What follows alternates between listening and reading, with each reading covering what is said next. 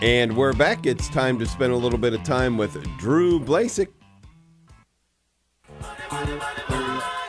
Talking money, talking finance, talking Catholic teaching regarding the way that we spend our money and the way that we earn our money and how we share our resources. Welcome to the program, Drew Blazsik. Good morning. Good morning. I saw you had Mother Angelica there. I just want to say, before I was Catholic, I saw the story about her talk about redemptive suffering. Oh, yeah. Never understood it until she said she was cured by God of, I forgot what disease she had. Yeah. And then she was sad about it because she couldn't offer anything up, she felt. Yeah, right. And then that really changed my perspective about how Christianity is. Yeah, she had always said, and people, she had a cure at the end, toward the end of her life. I'm sure the cure she was talking about then is when she was younger.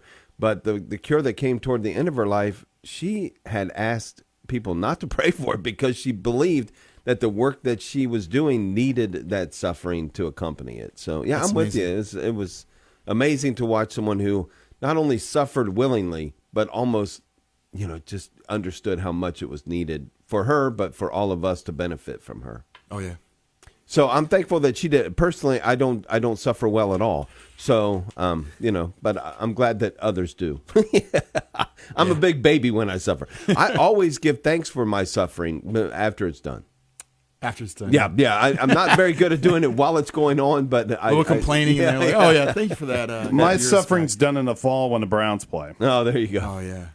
So what are we talking about today on Today in Finance? So kind of going back from last week, we talked about the birth rates in the United States.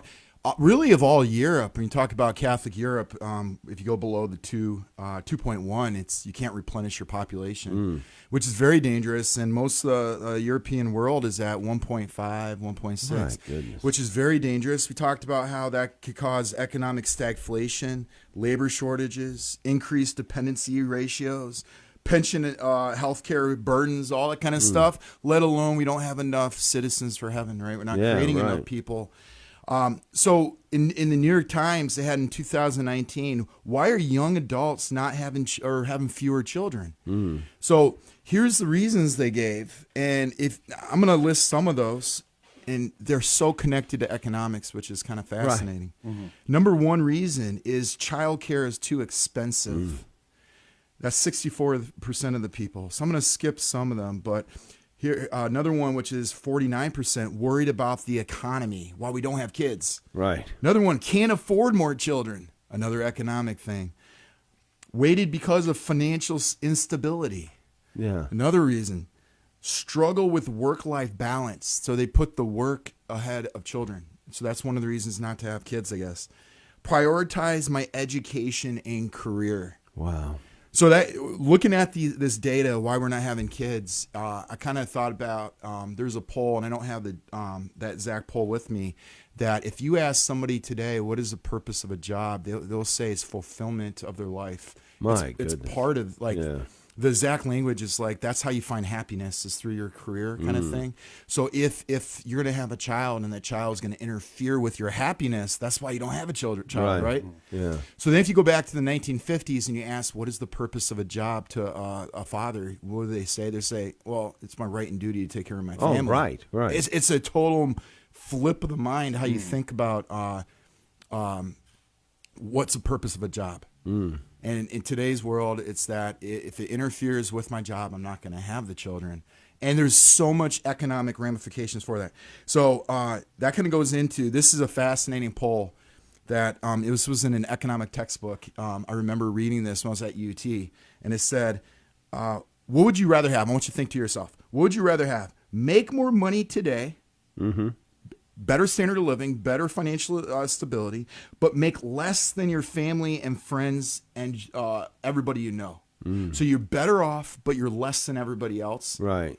Or would you rather make substantially less money today, a worse situation, but you're the top dog of your friends and family? Oh, my gosh.